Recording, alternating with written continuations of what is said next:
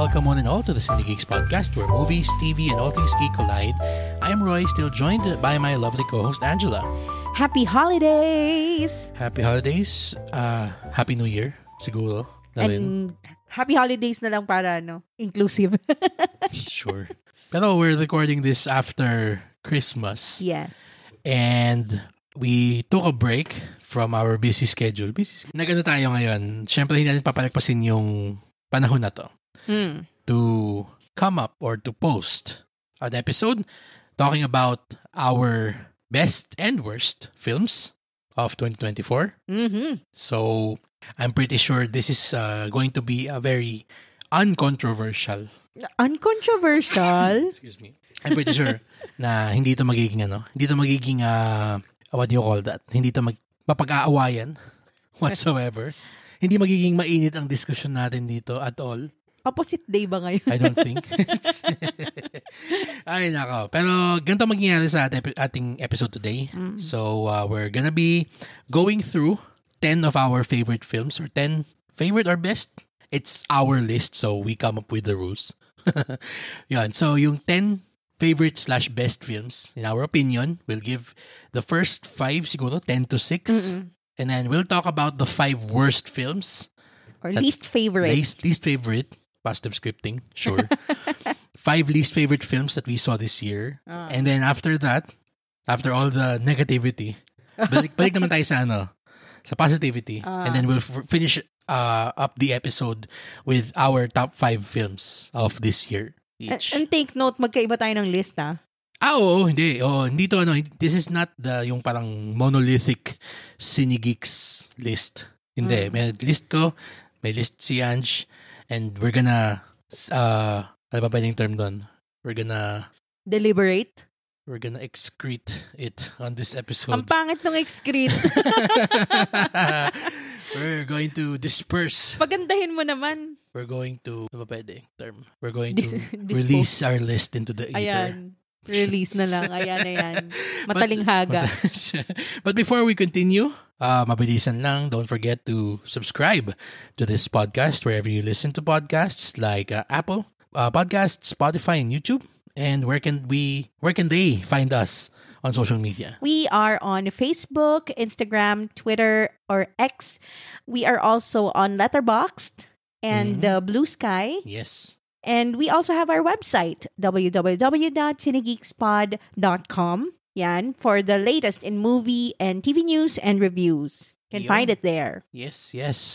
Ayun. So, wag na natin patagalin pa. Let's get to our best and worst of 2024 episode.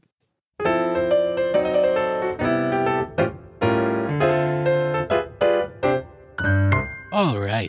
So, here's what we're gonna do. Again, we're just going to breeze through yung bottom half ng top 10 films natin of 2024. Okay. So, we'll take turns. Of course, ladies first. Maya konti. Just, siguro 1-2 sentences, or siguro parang, just real quick lang kung bakit siya yung number 10 mo. Parang rapid fire. Parang ganun lang. Rapid fire lang tayo. Okay? Sige, let's start. What is your 10th best or favorite film of 2024? My 10th best, and this is early this year, Challengers. Ooh. By Luca Guadagnino. Yes. I think it's also one of the contenders for Oscars. I'm not sure, pero it's quite early this year eh. So, medyo natabunan siya ng mga magagandang bago. Pero, I can never forget how unique that experience was for me. Sobrang kakaiba yung tension and yung excitement, exhilaration ng experience na yun. It was a ride talaga. So yeah, my 10th favorite film this year is The Challengers. May da ba yun? Wala. So, napaka-Pinoy yun, no? Parang The Wicked. Parang The Healing. May The Healing. Yung mga The Uninvited. The Inside Out 2. Grabe ka sa akin. Joke lang. Ikaw? 10th best or 10th favorite siguro for me is Transformers 1. Oh. Let's get right to it. Ano siya, hindi ko siya ini-expect na maging kasing ganda kung ano yung kinalabasan niya. Kasi lahat tayo, I'm pretty sure, hindi lang tayo nakakaramdam ng burnout dun sa franchise na yon. Okay. And yung sinabi nilang parang Bumblebee is gonna be good again. Okay, pero yung lumabas yung sa Beast Wars ng mga machine, parang yun lang yun. So parang nung nagte-trailers na nito, zero hype whatsoever. Na hindi din naman niya kasalanan. Talagang burned out na. Tapos nung lumabas parang, oh wow, ganda. Tapos ang sad lang, wala nanonood. Oo nga. So, yun ako sa akin, still 1 to 10 best of the year. 10th favorite or best ko is Transformers 1. Ikaw, number 9. Number 9. Shout out to Jeremy Johns. Pew, pew, pew, pew. Sige, go. Number 9. Number 9. Gayahin mo natin. Number 9 is Under a Piaya Moon. Yeah. Okay. It won the Pure Gold Film Festival Best Picture. Last year. Last year ba? 2023? Alam ko. Sige. Fact check ko lang pero sige, go. Please continue. Pero I watched it this year. Yes, we did. Under a Piaya Moon. No, it was this year. Okay. It came out this year. Sige, and sobrang ganda because it's a period piece. And bihira ako makapanood ng any movie or anything on screen na Filipino na made about food. Mm-hmm. And we have a very, a rich food culture in the Philippines. And I'm so happy. Sobrang nakaka-good vibes panoorin yung Under a Piaya Moon. Yes. Sobrang scrumptious, delicious film overall. And not to mention the experience of watching it with Joel Torre in the cinema by accident. True. It was an extra topping. Habang kumakain ng piyaya, no less. Oo nga. So, sobrang almost like poetic. Diba? Yeah. So, yeah. That's my 9th. Under a Piaya Moon. Yes. Kau. Number 9. Deadpool and Wolverine. Para sa akin, 9th best or favorite film ko of the year. Kasi, syempre, Marvel. And then we've been waiting for this for a long time. Iba yung exhilaration, iba yung experience manood ng sine na Marvel kapag alam mong it's gonna give you what you want. Sobrang, yung movie lang na yun sa listahan na ginawa ko, for me yung natatandaan kong parang sobrang orgasmic nung applause, nung cheers, nung crowd. And deserve naman niya. I mean, kung hindi nyo pa napapanood yung sine, what have you been doing for the past few months? And how many times did you watch that? You, kasama kita nun. Malamang. We've seen it 4 times this year. 4 times. Grabe. Tapos, grabe yung, until another film, higher on my list, came along. Parang siya yung kinoconsider ko yung parang happy film of the year. Parang tuwing pinapanood ko, parang nakaka-good vibes. Yes. Pero, meron makakatalo sa kanya maya-maya. We'll get to that. Yes. Sige. Ikaw naman, what is your number 8 favorite or best film? Number 8 favorite is another Filipino film. I Am Not Big Bird. I liked it because parang wala pa akong napapanood na Filipino film na parang Jackass. And it was exactly that. It was mature. It was not trying to fit into the blockbuster or parang Filipino movie hit na template. Tama. It was brave being itself. Parang ganon. Parang it really embraced what it was, which is an erotic comedy. Or sex comedy. Sex comedy, Yeah. okay. Sex comedy na that is quite rare in the Filipino film industry. True. Kasi nga, hindi siya kumikita, hindi siya masyadong tinatangkilik because it's not a family film, it's a family friendly. Well, But it's still, alam mo yon, umurangkada pa din siya and I wish to see more films like that na who breaks the mold, kumbaga. True. And it was very funny. Sobrang very funny. Good. I agree. I definitely agree. Yes. Yeah, that's my 8. 8. I'm not Big Bird. I am not Big Bird. Yes, number 8 for Ange. Ako naman number 8, sinabi mo na to kanina. Parang 10th mo ata siya. Yeah. Challenger sa akin ang number 8. Yeah. So it's a bit higher on the list for me. For basically the same reasons that you said earlier. So hindi ko na ulitin kung bakit. Okay. Very unique experience. Very exciting, exhilarating, right until the final frame, literal. Para siyang yung, I mean, spoilers, kung hindi pa napapanood, pero yung parang yung feeling nung, alam mo yung pagtuwing matatapos yung episode ng Slam Dunk? Yung nakagano'n si Hirokawa tsaka si Sakuragi. Parang ganun yung feeling nung parang bago mag-cut to black yung scene. Ilang dalawa. Parang ganun na parang... To be continued? Parang to be continued. Tapos parang mapapa, yeah! Woo! What a movie. Yan. So yan, number 8. Ang aking 8 most favorite or best film for this year. Ikaw naman, number 7. Number 7 favorite film this 2024 is a Chinese film. YOLO. Grabe, pinaiyak ako nitong movie na to. As in, talagang ibang klase. Especially, nakaka-relate din ako sa journey niya about self-discovery and, self-love. Grabe, this movie spoke to me in a different level talaga. And I don't wanna spoil it kasi it's best experience na talagang without knowing anything. True. So, yeah. Definitely must watch to. True. It has everything. It has... It has everything. It has drama. It has comedy. It has action and sports, if you're into that. And who is that over there? So I'm channeling my inner Stefan.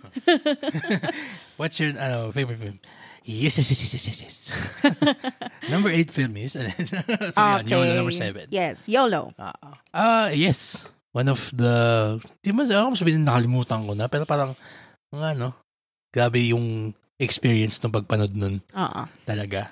Number 7 for me, sige na nga kita, medyo suspense ko na yung mga yung mga talagang...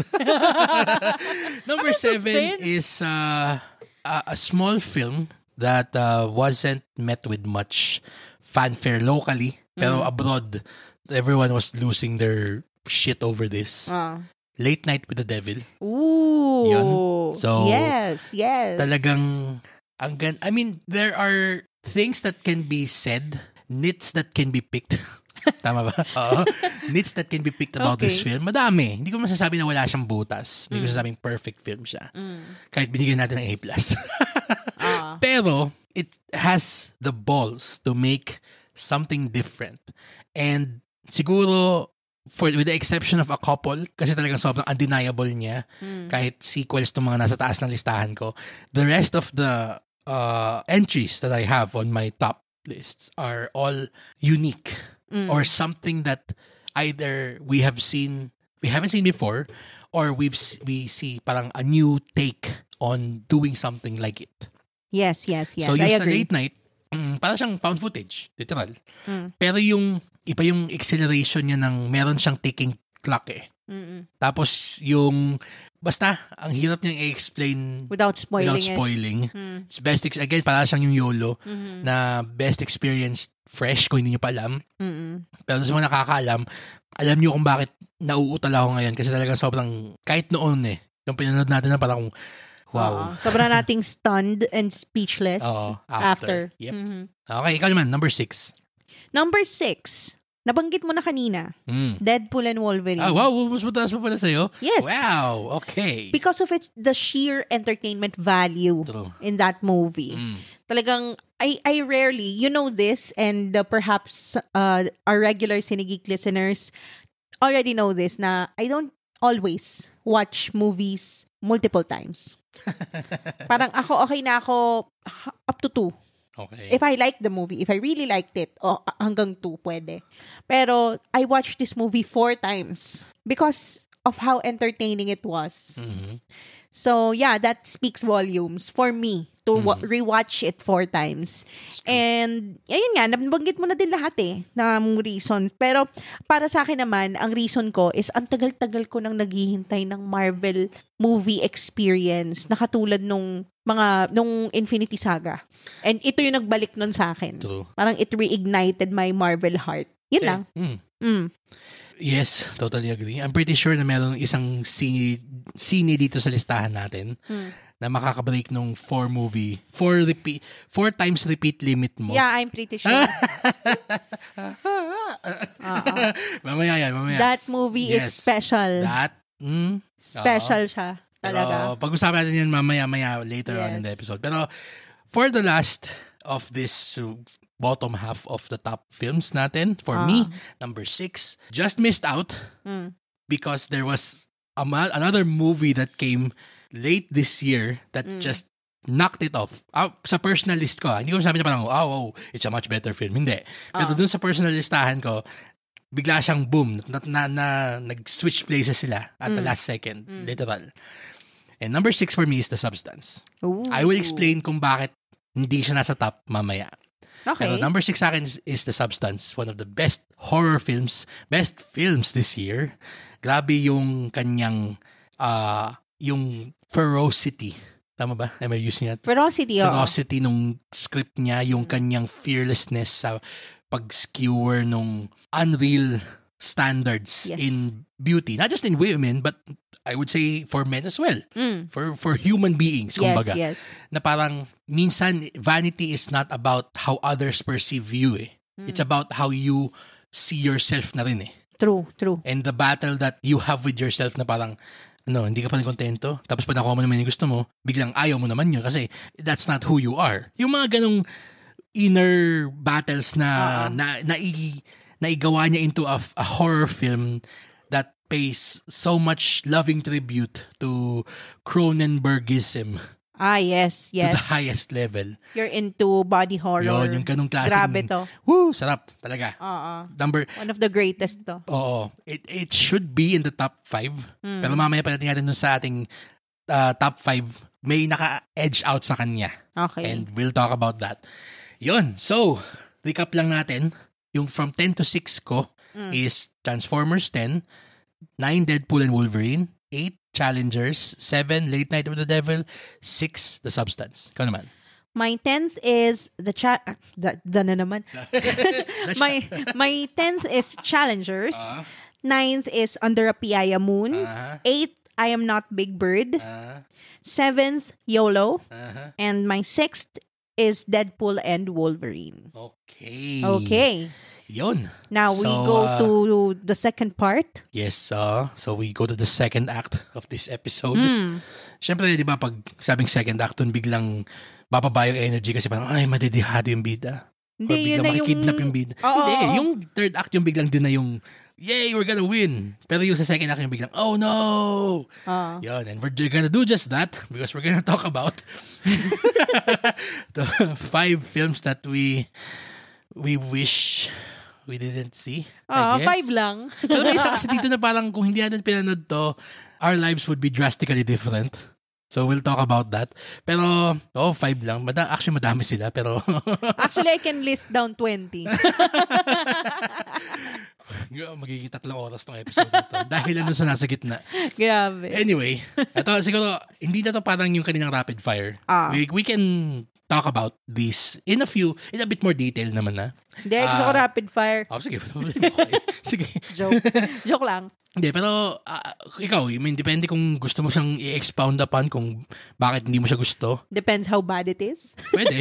Actually, kasi meron isa ako dito na sa listahan ko, sa bottom 5 ko, na people like, and I didn't. Actually, 2 pala. Oh. Yes. So unpopular opinion? Yes. Okay. Unpopular opinion.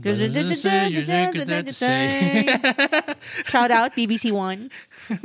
Nalalaman niyo na kung yung mga pinagpapapanood namin sa YouTube. Anyway, sige. Number 5. Worst for me or positive scripting, least favorite. Number 5 is Beetlejuice. Okay. Ayoko siya sabihing worst in the sense na parang, pangit yung pagkakagawa kasi it's Tim Burton. I mean, you see the money thrown at the screen sa pagkakagawa niya, yung world niya. Sobrang, kung ikukumpara natin sa una, mas masarap sa mata. Kumbaga, mas maganda yung yung production design. Yun, sobrang linis din yung pagkakalente. The technicals, wala akong problema. Acting, sure, we'll give it a pass. Fine. My biggest gripe with this movie is the writing. Yes. Make it make sense. Yun. Maliban na sa it doesn't make a lick of sense. It's written as if it's a sketch show. Na sobrang niyang parang tagpi-tagping. Segmented, Oo. no? Meron pang isang quote-unquote segment dun na hindi nag-make sense at all. Yeah, I know what you're And, talking about. I mean, sure, let's spoil it, fine. Yung part ni Monica Bellucci, parang, Para siyang different movie altogether. Sa ibang sine. Feels so separate from the Diba? rest of the story. Yun. Pero Actually, tama. sorry. Ano ko na. Pero buti sana kung yun lang yung scene niya eh. Ang pinaka-biggest scene nitong Beetlejuice is it forgot what made the first one good. It forgot the heart that the first one has. Yeah. Kasi yung Beetlejuice na una, kahit Beetlejuice yung pangalan niya, Beetlejuice is there for like 10 minutes tops. And siya pa yung kalaban ng sine. Yeah. Ngayon, dito, siya yung ginawang bida-ish, sort of. Kasi parang siyang, yun yung downward trend ng ibang mga sine ngayon. Parang puro iconography, puro, di ba naalala nyo? Sequelitis. At saka, as always. nostalgia beat. Oo. Yan. So, I mean, it's sad because Beetlejuice 1 is one of the more endearing films from the 80s talaga. Yes. Pero ito parang, kinalimutan nila kung bakit maganda yung una. And did something, I mean siguro, artist ego, do something new. Pero parang at the expense of the legacy of the first one. Yeah. I mean, they always do that sa True. mga sequels. Yeah. We're not done with this sentiment. We're just getting started. Yes. Ikaw, number 5. Number 5 ko would be Marupok AF or A+. Wow, there are worse films for you. Huh? Okay. Sige, let's go. Okay. Yes. Okay. Mabait pa pala ako sa lagay na to. Sige, bakit siya ang number 5 mo pa lang? Sige, go. Unang-una, napaka-tone deaf ng movie. Oh, yes. So, it's incredibly tone deaf. It made the perpetrator a sympathetic character. Siya yung Or ginawang bida. siya yung ginawang protagonist. Oo nga. I know na, yeah, they may argue na this is na parang an anti-hero story. But why do you make her so fucking, relatable? Parang parang sinasanitize kwento niya. yung pagiging asshole nung scammer na to. And I can't just accept that. Tapos ginawa pang for comedic laughs yung plight ng victim. True. This is made by a filmmaker who's so out of touch. So unaware kung anong pakiramdam nun na kaya mong pagtawanan. I mean, sure, they would say na this is ironic, pero hindi yun yung naramdaman ko eh. Hindi yun yung naramdaman ko nung pinapanood ko siya. Mas nagalit ako kung paano finrame. Kung paano finrame yung victim at yung bida. And yung bida nag-explain kung anong ginagawa niya. Na parang, we don't need your explanation. This is wrong. Itong bagay na to, this is black and white. Scamming is bad. Parang you can't justify that. And this movie is trying to justify it. I definitely agree. So, as you can see, I'm very angry still. Pero, ayun nga, parang wala akong masabi dun sa gumawa nitong movie na to dahil napaka out of touch talaga. I will Should be higher actually. I will what do you call this? I will let my thoughts be known about this maya-maya. Kasi this is also on my list. Pero sige, mamaya 'yan. Let's go naman to anything. Wala ka nang dagdagan? Okay na, baka na po masabi ko. Okay lang, joke lang. Ako naman, sige. Number 4. Worst film of the year. Paano natin sisimulan tong sa 4? You feel that this movie was made with the best intentions. For those intentions are still unclear to me. Pero parang ramdam mo na parang well-meaning naman yung gumawa. Pero I think it also shares some of yung sinabi mo kanyang pagiging tone deaf siya. Na parang, akala nyo ba nakakatawa yan? Parang ganon. And the number 4 worst film for me this year is Fruitcake. Alam mo yung parang, sinasabi lang nila parang, wow, this is the new generation Jologs. At least yung Jologs may kwento. Tapos, talagang hindi nila lionize yung mga bida dun sa Jologs. The film, Jologs, knows that these people are messed up. But it also knows na they're going through life. So parang ang pinaparamdam ni Jolog sa'yo is, they will learn from this. Parang gano'n, kumbaga. Fruitcake doesn't make you feel that way. It makes you feel na parang these people, these kids basically, are doing this because this is what's right. Parang, Yung Hindi nga basta na lang din kasi siyang dumating dun sa resolution nung story without the journey of the character. Parang shortcut. Parang ganun. Oo. Ewan ko. Basta malayo dun sa comparison na Jollogs. Tas yung pinaka nakakabwisit dito yung segment nung dun sa yung babaeng buntis. Yun yung pinaka nung pinanood ko nun kumukulo yung dugo ko eh. Na parang seryoso ba? Ganun ba talaga ipipilit yung dogma ng simbahan na parang the girl, yung was pregnant, knows for a fact that she can't have this child because of where she is in life. And yet, the movie really takes its goddamn time to parang make her be the villain dahil nagiging practical siya tungkol sa buhay niya. Ginil-trip pa nga siya. Ginil-trip pa siya. So parang ginaslight pa siya. Oo. Diba? Talagang alam mo yung parang, God, this is not just a tone-deaf film. It's an evil film. Pero it's lower on my list because at least nobody saw it. So, that's a consolation that I have. Yeah. Yon, ikaw, number 4. Number 4 would be Joker Folie à Deux.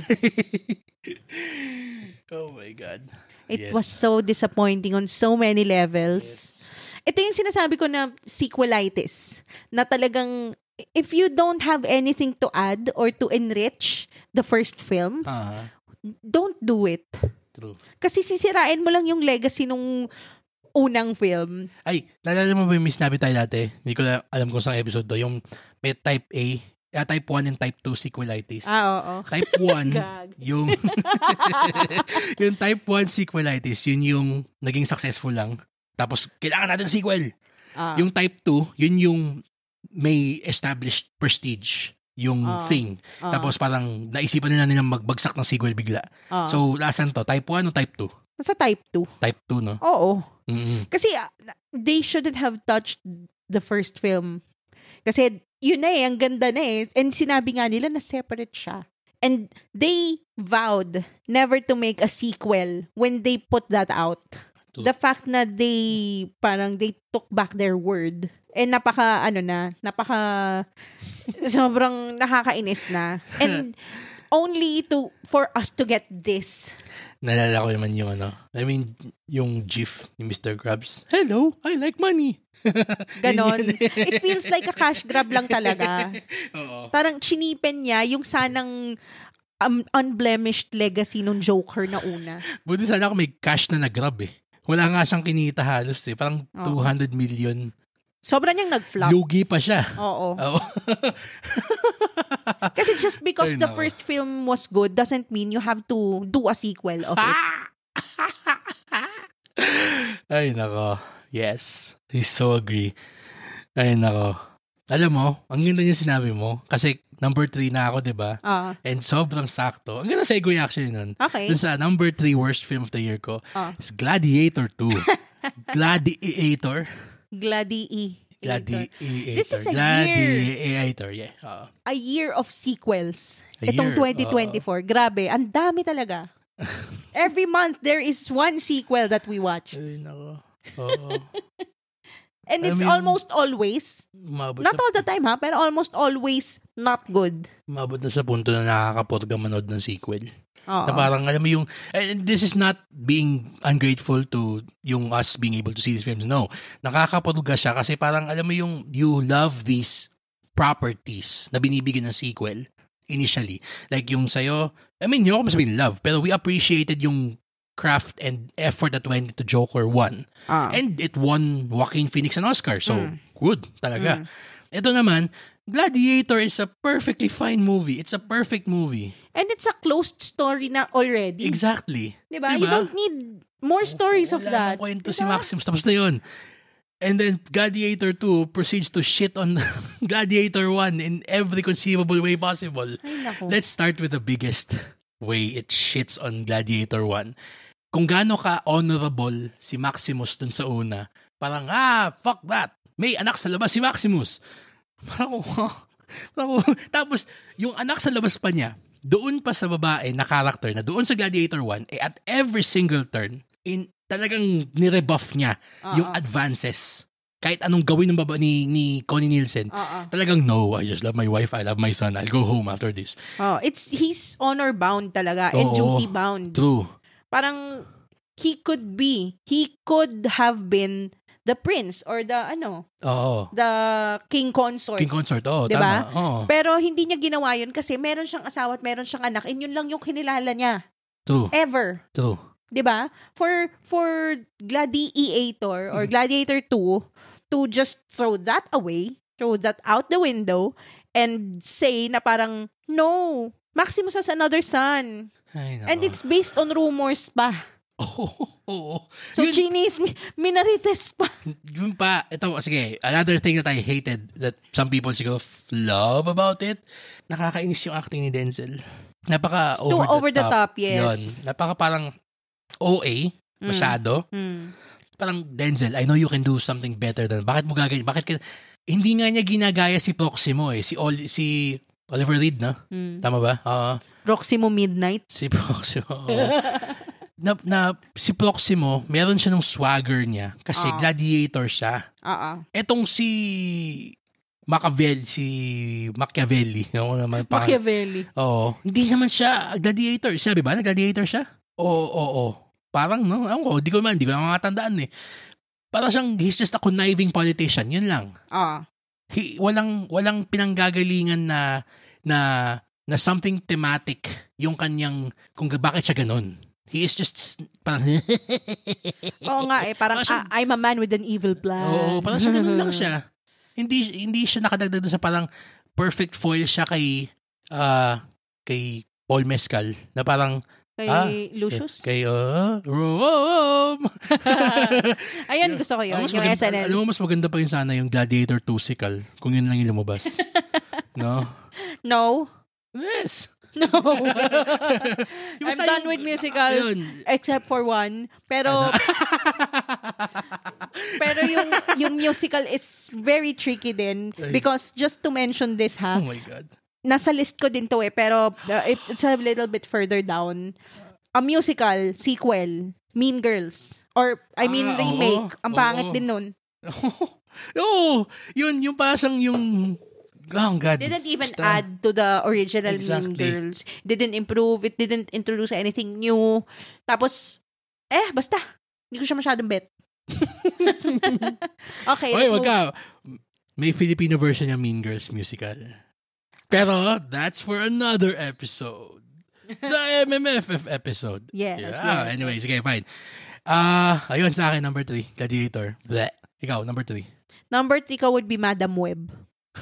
Just because it's dumb, okay? I'm sorry you had to watch that. Everybody knows it and everybody accepted it. Even Dakota Johnson. And Sydney Sweeney. They joked about how bad it was and how dumb it was. And it was so dumb. Feeling ko marami akong mga brain cells na napatay ng pinag ko yun. Pero, hindi mo ba makakalimutan ever sa kaibuturan ng puso mo that man was Ezekiel Sims. He was in the Amazon with my mom when she was researching spiders right before she died. No! Tapos biglang, lang pala yun. Parang flash forward ang puta. Ayoko na. Erase. Erase that shit. Wait. Isa pa. When you take on the responsibility, great power will come. Pangit. Tapos may mga nagsasalita hindi gumagalaw yung bibig, nakadab lang. Nakakabobo talaga yung movie na yun. Lakas makabobo talaga nun. Tapos, alam mo yung hindi naman nagsasalita pero merong narration. Parang, basta, ang dami talagang, ewan ko ba? Dapat tinax write-off na lang ng Sony yan. I mean, they're canceling the Spider-Man verse nila. So, Craven, I'm not surprised. Fortunately, question mark. Fortunately, Craven is the last one na gagawin nila for that. Pero, yun ba, nasa bottom na, nasa list mo ba yun? Alin? Aba, nakaligtas si Craven. Okay naman si Craven kahit papano. Okay naman siya. Nag-enjoy naman ako doon kahit papano. Topak. Hindi naman ako sobrang highbrow. Na-enjoy ko naman yung mga junk food. Hindi to dig sa topak we're dropping hints about our MMFF episode. Pero that's gonna be a very fun discussion. Yes. Pero, yan. Sige. Watch out for that. Sige, uso na tayo. Number 2 na. Sige. Ako, my second worst film of the year. Siguro, ito yung sasabi ko na parang, isa to sa mga pinakapangit na pinanood ko this year. Pero I wouldn't have it any other way. I thank this movie for its existence. Okay. For the many good things that came out of this film. I think we can discuss this together. And we did. Same mo din ba sa'yo? Yes. Nabuto mo din? Yay! High five! Woo! So, I think yung ating second worst film of the year. Okay. Hey. Sige, ready? Ano ba? Handa? Yung full o yung acronym? Hindi. Yung Kantahin natin. Huwag na. Sige, ikaw. 1, 2, 3, go. Ikaw pa rin ang pipiliin ko. Pero maganda yung song, ha? Shout out to Cup of Joe. Shout out. Maganda We yung love kanta the nyo. song. Pero yung sining binigay niyo yung kanta nyo, Was shit. dog shit. In so many ways that we have an episode that you can listen to. Yes. One of our most fun episodes na ever recorded in the pod. Kasama natin si Goldwyn Reviews. Yes. Tsaka si Mark, aka Maganda Ba Movie. Our good friends. We miss you guys. Pero siguro to, mabilis na lang kasi nag-episode na nga tayo about this. Parang 2 oras yata. Basta 1 oras mahigit yon. Just listen to it, guys. Parang sa kalahati mahigit to. Oo. Parang kasing haba din ng yung episode natin. Pero yun, I mean, what can be said that hasn't been said? Yeah. Stiff acting, piss poor pacing, questionable writing, on top shitty of continuity. Lahat talagang bleh, talaga. Walang kwenta.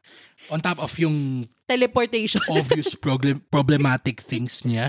Yes. Pero yun na nga, nagte-teleport yung kanin, nagte-teleport yung tao, nagte-teleport yung kotse, nagte-teleport si Aga, nagte-teleport si Julia. And take note, ha, we love Aga and we love Julia. We're gonna get to their thing. Unless nasa top 5 mo ba yun, yung kay Julia? Hindi naman. Okay na. Pero we love these actors. True. But this movie was so dog shit bad. talaga. Nabawi naman ni Julia yung sarili niya with And another Aga film also. this year. That's an understatement. Pero yung masasabi kong good thing that came out of this is parang alam mo yung nagkaroon tayo ng community around this film na parang The Room. I want to hate watch this movie again with all of these people that we hate watched it with. Yes. That's the best. Para siyang ewan ko sa may ka-level. It's right up there with Deadpool and Wolverine kung gaano siya kasaya panoorin. Parang you fondly hate this movie. Yes, I hate this movie with a fondness. With a heart. Ay, nako. Yun yung number 2 mo din, di ba? Yes. Okay. Sige, same. mauna ka na. Number 1. Iprap K. Shout out to the Sinehan Buddies, originally known as Iprap K Buddies. Iprap K Buddies. This movie gave birth to this group. To quote Goldwyn Reviews. If you know, you know. Sa inyo mga yan dyan. Pero yun, sige. Okay, mauna ka muna. What's the worst film you saw this year? The worst film I saw this year was Baibas Queen. Nakakita ko sa listahan mo. Yeah! Baibas Queen. Oh, grabe ka naman. Naging naman tayo doon. Grabe yung movie. Grabe yung movie sa atin.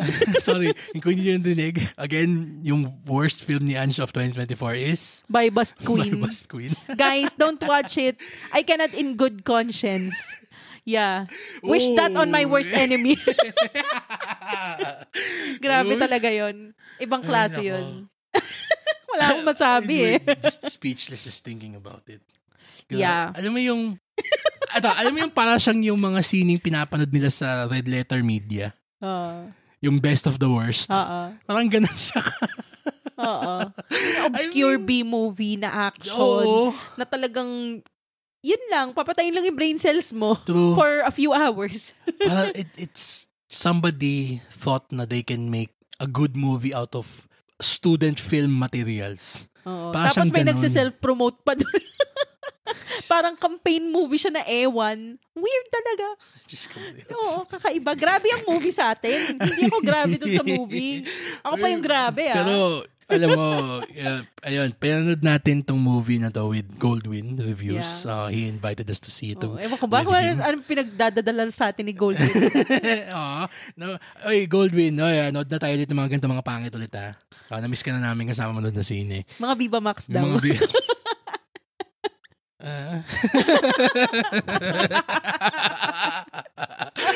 Ay, nako. Pero, nakakatuwa siyang panoorin kasi, ano ba yun? Tawa lang tayo ng tawa nun. Parang, ano ka na siya kadam.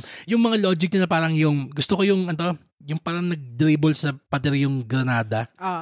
Hinagis pa ganun, tapos umigot pa ganun, tapos yung nag-ricochet? Yung nag-ricochet yung granada, tapos yung sinabugan ng granada, imbis na dapat, halimbawa kung andito siya sa may paloob dapat, palabas siya tumalon. Wait, yung granada nang galing sa likod mo. Tapos gusto ko yung ba't kayo gumalang bigla? Gusto ko yung Medina off na... Si ano ba yun? Sino ba itong mga... Oo, sige. Si Maxine Medina, si Ping Medina. Oo, parang nag-Mexican standoff sila doon. Parang yun yung same scene ata nun eh. Nung yung may nag-ricochet na granada din. Hindi, parang before pa yun. Before ba yun? Tapos meron pang isang scene, si Maxine Medina, na as in kaharap niya na parang 1 meter or less ng ang distance niya kay Phoebe Walker. Tapos sobrang lapit niya na, as in parang magkatabi lang kayo sa dining table, ganun. Tapos, ini-aim niya pa, parang tinatry niya pang pumipikit pa siya. Inaasintan niya pa yung baril, kahit katabi niya na. Na parang, wag ka naman yan. Hindi to about sa actress or actor, hindi pero baka yung pagkakasabi sa kanya ng director. Ang weird lang. Yung character mo, may astigmatism yan. Katabi mo na. Kailangan mo palang isenta. Kasi mo, ayun, baka sumasabog yung ilaw. Tatanggalin, di ba? Tatanggalin yung salamin ko. Wow. Katabi palang kita, kailangan palang, saan ba ako, baka yung mic yung matamaan ko eh. Siguro taas ng grado nun. Ang labo na mata. Anyways, that was, I lovingly hate this movie. Ay, mo nakalimutan ko na ito. Panood natin na rin. Saan ba ito meron na ito? Ikaw na lang, okay na ako. Sama mo si Goldwyn kung gusto mo. Pero alam mo, okay pa yun na it's the worst film for you. Kasi at least kahit pa paano para siyang meron ka ma-derive na ironic enjoyment out of it. Ako sa akin, the worst film for me this year is Marupok A, whatever the fuck its title is. It's evil. It's an evil film. It's tone deaf. It's trash. It makes the villain sympathetic not in a way na para siyang yung sinasabing bidang kontra bida. Hindi kasi pag sinabi mong bidang kontra bida yung isang sine or isang TV show, ganyan, it's written in such a way na the story is aware that this is an unredeemable character. Yon. And moves the story along as such. It doesn't make you root for them. Ito kasi, on top of casting a method actor. Method actor. Wink. Na actually, parang method nga siya dito kasi we learned eventually na mukhang gano'n naman talaga yata siya. Well, allegedly. Di umano. Pero yung fact na parang, and this, I mean, the people who made this film, they made the story from the viewpoint of this despicable character. And they poured out their effort and brain power into fabricating a narrative. Fabricating in the sense na yung they make the narrative, okay? Not yung gumagawa ng kwento. Yung making the narrative nitong scene na to. Now, if the creatives of the film spent more time fleshing out this evil character, what does that say about these people? Doon ko nilang tatapusin. That's why Marupok A, whatever the hell, is the worst film of the year for me. Yan. Yeah. Okay. Yun na lang. Sige. Okay. Sige. That's that for Act 2. No, let's okay na tayo sa Bybot. Dapat Bybot win ka na lang. Para happy tayo. True. Okay, ako wala nga sa top 10 worst ko yun kasi nag-enjoy pa rin ako panoorin kahit papaano Pero ayun na. Sige. Let's papanalunin natin yung bida. Sige. Dehado na masyado. Top 5 natin. Top 5 movies of the year. Let's get to it. Sige, ladies first. What is your 5th best /favorite movie of 2024? Well, you mentioned it already. The Substance. Mm-hmm. Kasi as a woman, this really spoke to me deeper, I guess. Yung beauty standards and the, hindi lang beauty actually kahit yung success, kahit yung standing mo. And I agree with what you said kanina. It's really not about the public image, the public perception. It's really about how you see yourself, how you view yourself. And you are your worst critic talaga. True. Ikaw ang pinaka-harsh sa sarili mo. And even if you are good enough to other people or they're pleased with what they see with you, as long as you're not happy with yourself, you will never be happy, period. So, grabe yung statement nitong movie na to. Talagang sobra niyang gut punch. Napaka powerful. Powerful talaga. It's true. Yes. You already said everything. So, yeah, I'll leave it at that. My favorite movie is The Substance. Yes. Kung hindi nyo pa napapanood, sana nasa movie na siya dito. Or tingnan nyo baka nasa Gateway pa. Joke lang. Love you, Gateway. Love you, Gateway. Grabe. Bakit? Oy, ito masabi ko lang sa sobrang dedication ni Gateway Cineplex na films have this long release window. Okay? Nakabili na ako ng Blu-ray ng Transformers 1. Dumating na dito yung Blu-ray ng Transformers 1. Pinatalabas pa rin siya sa Cineplex. Diba? Diba?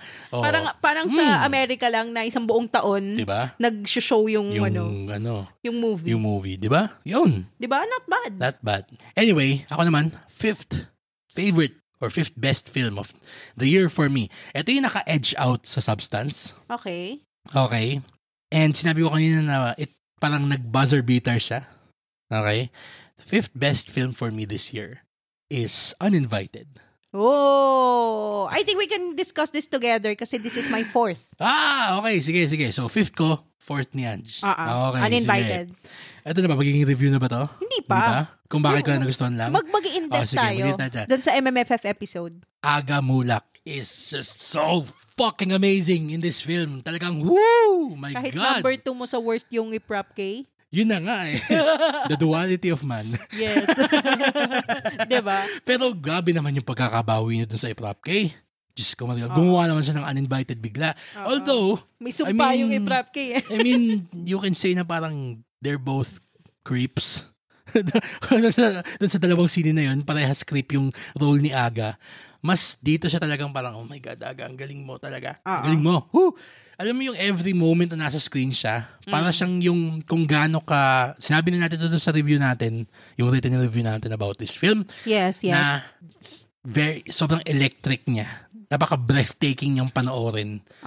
Yung performance niya. Ibang klase. Talaga. Once in a lifetime kind of role. Oo. Pero yung nakakatawa nga, meron na siyang ganitong role dati. Twice in a lifetime na pala. Sige. I'm gonna do this lovingly. Kasi I've heard of this misnomer ba? Can I still say na pag may nagkamali na fact or what? Misconception, I guess. Thank you very much. Yan. It's a common misconception that this is Aga's first villainous role. It is not. Okay, huwag natin kakalimutan yung sa aking mga kamay. Yeah. My God. Yes, Aga yun. Talagang sobrang ibang klase na doon. Actually, kung tutusin nga, mas parang Patrick Bateman siya doon. Okay. Kasi, di ba siya yung Katleya Killer? Yes. Pero yung role niya doon, he's an ad agency director. So, para talagang yung talagang... Patrick Bateman talaga. Yes. Yun. Psycho. Pero dito, ibang klase yung... We're gonna get to the controversy of the awards night. Doon din sa ating MMFF episode. Yes. Pero I think we can say na we know why some people, sabihin natin people, didn't want him to at least be recognized with a nomination. Yeah. It struck a nerve. Yes. Kumbaga, para siyang pag nasa dentista ka, tapos may kinulikod yung dentista. Nope. Biglang may kumirot May umaray. Oo. So, yun. I think, napolitika siya. Di umano. Allegedly. Pero, God, if you haven't watched Uninvited, you have to. You have to. You have to. Sa pa? Yeah, they have to. Yes, I think they have to. Hindi pa nga tayo nabanggit na ang galing ni Vilma doon. Grabe. Oo. Ibang klase. I don't wanna talk about it because I don't Not wanna yet. spoil it. Not yet. And I don't wanna spoil it kasi Not ang yet. hirap eh. Pero, Ay, sige. I think I can say this na lang. Sabihin ko na to kasi gusto ko itong sabihin. Kung may nakikinig man sa Mentor, okay, patawarin niyo na po ako at hindi ko nagustuhan yung Malyari last year. Okay, nakabawi naman kayo ng todo this year. Talagang, yun din, duality of man. yeah. You make crap one year, then the next year, you make the best Grabe, Filipino kumita film naman yung Malyari. ever. Laki ng kinita nun sa kumita is one thing. Did it make sense? Pero yun na nga. Yeah, you it's polarizing naman siya when it comes to, horror fans. Pero yun na nga. Mentor, you made a great film. You don't Keep making good Don't films. stop making films like this. Yes, Kay- please. Kay pangit, kay maganda. We will watch it. You make films na talagang will strike nerves. Tama ba? Kasi struck a nerve eh. Tama ba? Strike nerve. Oh, yun, sige. Okay. Yun yung number 4 mo, di ba? So, ako na ulit. Number 4. Okay. Fourth best film of the year for me is Inside Out 2. Oh. Yun. Baka naman number 3 mo din yan. Oh, number 3 mo. Okay, sige. Okay, we discuss it together. Tuloy natin. Kasi mauna ka muna. Sige, why is it your third favorite? I think it also matured together with Riley. Parang we felt that we grew up together. Nag-grow up and nagkaroon ng coming of age. Yes. Yung organic, hindi yung forced or parang sobrang unnatural. I think very, very conscientious nung pagkakasulat nung Inside Out. And it speaks not only to kids, kasi mas more kid-centric or parang from the perspective of a child yung unang Inside Out eh. Pero ito, kahit na adult ka, this is something that speaks to you pa rin. Even more so when you're an adult. Especially that one line that Joy said, when you get older, you have less joy. Grabe yung iniyak ko dun. Para akong sinampal sa mukha. Ganon yung, para akong, grabe. Alam mo yung nakanto ka sa little toe mo, ganon siya kasakit. Feeling ko hindi lang si Joy nagsabi nun eh. Si Ethan din. When you grow up, you have less joy. Iba yun. Pag wala kang pera, wala kang choice. Yun yung sabi nila. Wag natin kalimutan. Ay, nako. Ang choice para lang sa mga may pera yan. True. Okay, sige. Going back. Going back. Ako naman, same. Iba yung gut punch nitong emotional message nung Inside Out 2. Kasi nga, parang, yung doon naman sa'yo, yung sabi mo na yung you grow up, you have less joy. Yung mas nakatama sa akin dito is yung kanyang depiction of anxiety. Yes. Lalo na yung umaabot ka sa point na parang sobra mong paralyzed with anxiety na you're shutting yourself off. Yung parang kung ano yung sasabi natin yung mga figures of speech. Nagagabi natin pag anxiety ganyan na parang pag nag-anxiety attack nag-shut off kang ganyan. Tapos pag nakikita mo siyang visualized, personified, parang God, napaka emotionally powerful niyang moment. You seeing that talaga. Nung pinanood ko, kasi andun ka saan ka ba nun? Saan ka premiere ng The Boys? The Boys, so kami, yung Team Boys, andun kaya sa Boys. Andun kami sa Team Inside Out 2. Yes. Pagkatapos nag-iiyak ka kami lahat. Diyos ko, Mariosep. Huwag mo nang tanongin yung sa The Boys.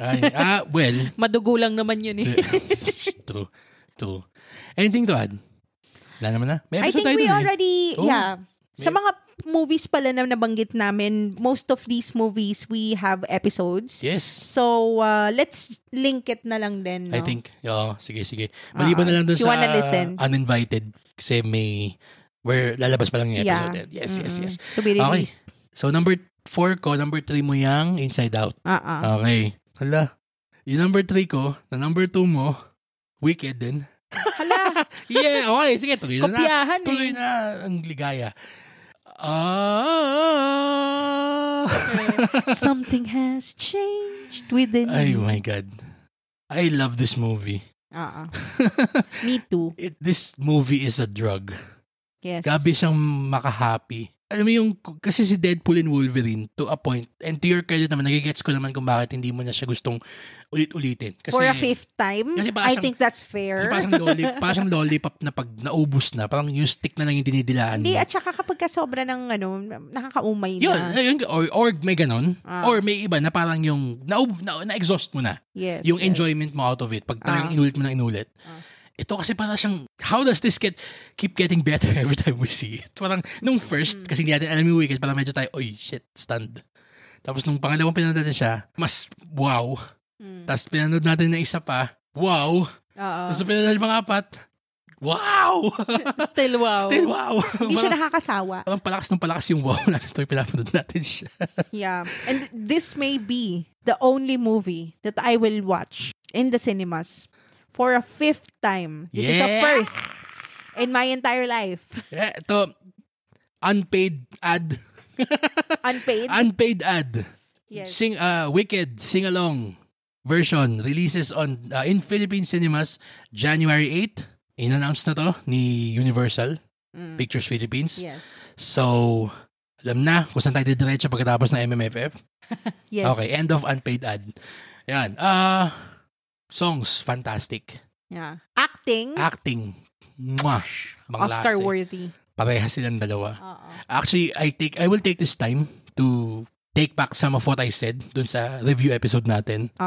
I apologize for the Cynthia Erivo slander. Kasi sinabi ko na parang hindi pa siya deserving ng award dito. Parehas silang deserving ng award. Siya at saka si Ariana, they deserve to win. Yes. I mean, there are better, pero they deserve to be at least nominated pa rin dun sa Oscars talaga. Yes, true. Agree. Yeah. So yun, again, want to hear our full thoughts about it? Maliban dun sa dinagdag ko kanina, may episode tayo. Yes. Okay. Yun yung number 2 mo. Wicked din. Wicked. Sige, at dito tayo nag-iba. Ito na yung number 2 ko. Okay. Number 2, best film of the year for me is a Filipino film. Okay, wow. Better than Uninvited. Kasi yung Uninvited, it's still a genre movie. It's a revenge film. Yan. I wouldn't say na parang it didn't want to say anything profound because what it said is absolutely profound. Pero again, meron siyang genre trappings. So, hindi ko masabi na parang less points, pero yun, may ganun siya eh. Parang kumbaga parang siyang, medyo spoilers sabihin ko, sige, wag na. Pero kasi itong second best film of the year ko na Filipino, so this is the best Filipino film of the year for me, is talagang just a story in its rawest form. And kumbaga, pina-experience nung mga gumawa ng sine na to sa'yo, yung kwento nung subject ng sine, na parang you're part of that group of people. And that movie is Tumandok. Oh, yes. This is the best Filipino film of 2024. Yes. Second best film of the year. Both foreign and local. Talagang grabe yung heartbreaking.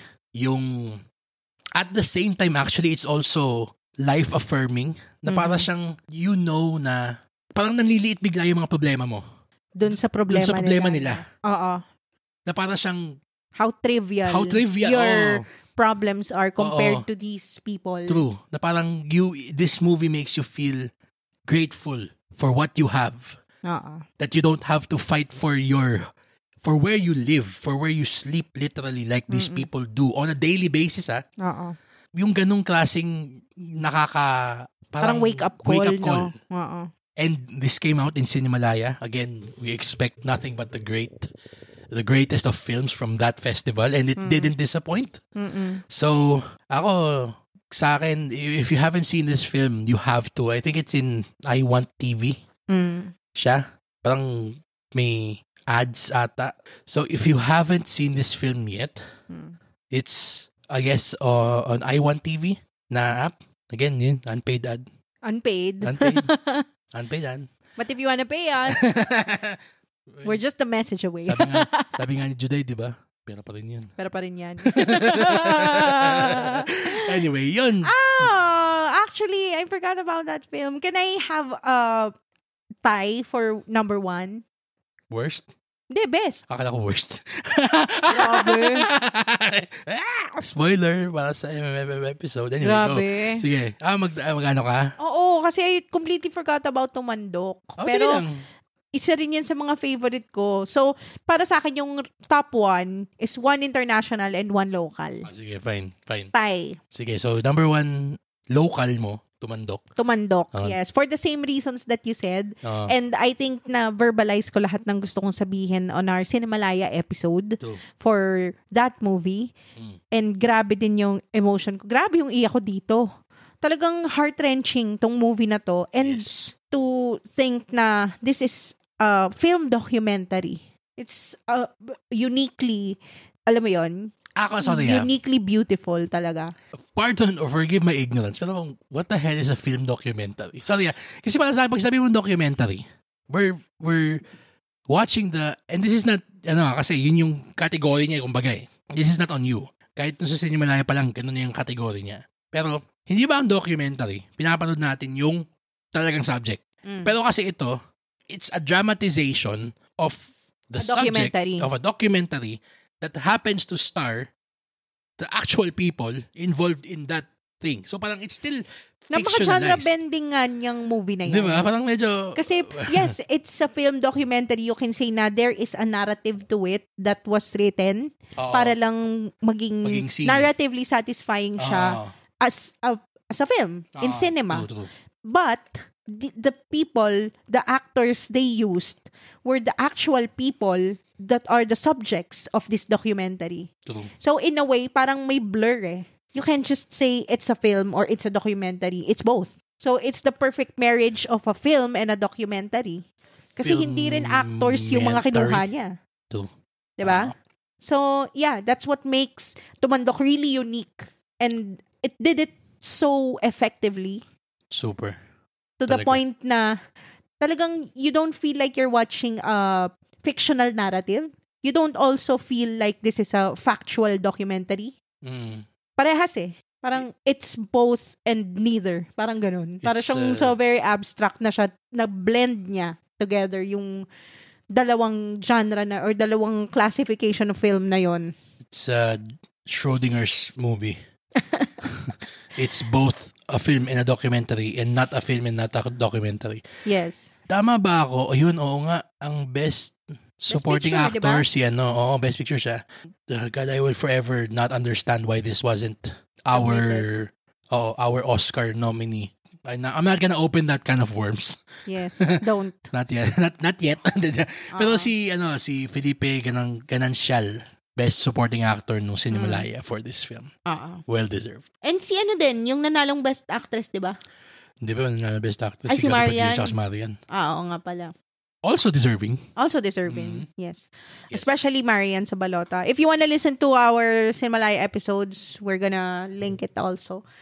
Ay, nanalo nga pala si Mr. Dan sa Konobasyo ng cinematography. Siya din yung pick natin for the best in cinematography. Yes. True, category. Anyways, my other top 1 is Dune Part 2. I think we can... Doon Part 2? Doon. Andoon sa Part 2? Yes, Dune Part 2. Number 1 ko din yan. Okay, discuss. Listen to the episode. Na-joke lang. Gano'ng haba yun? It's almost an hour discussion. Gano'ng haba nga ba? Listen to that. Okay, bye. Joke. Sige. Ano to? Gano'ng kahaba ba to? Wait, pwede ko makita dito. 1 hour and 12. Okay, haba nga. So listen to that. Okay. Yeah, closing song. Joke lang. Dune Part 2. Epic. Epic doesn't even begin to describe this film. Grabe yung scale, yung magnitude ng technical prowess on display. Yes. Talagang you're watching people at the peak of their craft. Yes. Kahit saang aspeto.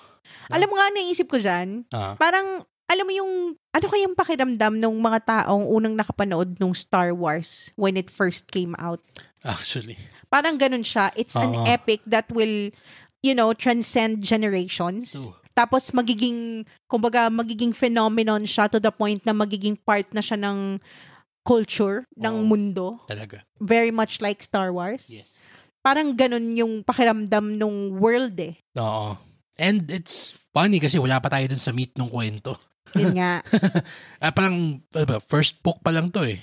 Oo. So, pupunta pa lang tayo ng Dune Messiah. Yun. Pero, Denis Villeneuve is at the peak of his powers. Yes. Dito.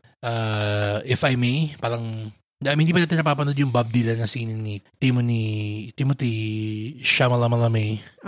Pero, Shamalama Bing Bong. Sobrang galing niya dito. Yes. In everything he does. Well, that's true. Oo. Wongka din, di ba? Well, true. Itong isang magaling pa dito, Austin Butler. Yes. Yes. So, menacing as Fade Rauta. Tama? Si Fade Rauta. Sobrang ibang-iba dun sa Elvis niya. Akala ko nag-aaway siya. Kaganda siya bigay yung, thank you very much. Talagang hindi niya na-shake off na yung magiging Elvis niya. Hanggang Dune. Dinala niya Dune. Dinala niya Dune. Chameleonic din siya, no? Oo. Yan. Want to watch din. Rising star din. Actually, halos lahat sila. Yung mga lead characters, including Florence Pugh. Oo, pero medyo pa siya konti pa lang yung screen time niya Pero kahit ganun, powerful. Diba? Well, Florence Pugh is great in everything anything. She does din naman. Everything actually, itong cast nila na kinuha is great in everything they do. Oo nga. No? Kahit si Javier Bardem. Hello. Oo naman. Si Josh Brolin, Rebecca Ferguson, Stellan Skarsgård. Oh my God. No. Anyway, speaking of Stellan, Andor next year. Oh, looking forward to that. Unpaid ad, Andor 2025 on Disney+. Well, dami ng unpaid ads syempre. Pa-practice na tayo para sa paid ads. Okay. Anyway, yun. I guess that's us listing our favorite or top films and not so top films. Yeah. Bottom films. Pero yeah, this is our list. We want to hear your list. Even if, yeah, everybody can make their list. I'm pretty sure there's this one film na is gonna be on the top of everybody's lists. But I choose to ignore that film. Ano mo na yun? Actually, pinag-usapan natin din yun, di ba? Ha? Ito. Okay. Gets. Okay. Pero yeah, we're also gonna have a Golden Globes. Will we have a Golden Globes episode? Parang hindi ko natapos. Sobrang lapit na Magkakaroon tayo ng Oscars prediction. Yun. For that episode, I think we can also say na we're gonna be bringing in a few guests. Yes. Yung mga Oscars experts natin. Yes, so yung ating mga na Sinehan buddies. Yes, our Oscars prognosticators.